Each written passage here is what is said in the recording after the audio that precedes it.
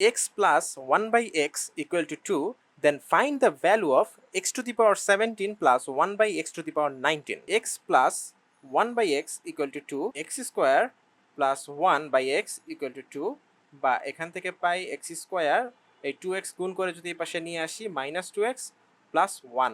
এখন এটা কিন্তু মূলত x মাইনাস 1 হোল স্কোয়ারের সূত্রে পড়ে।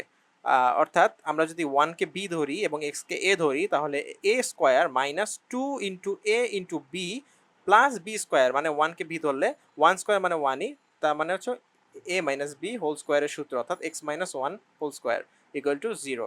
বা এখান থেকে এক্স মাইনাস 1 ইকুয়াল টু 0 বা এক্স ইকুয়াল টু 1, এক্স এর মান হচ্ছে 1।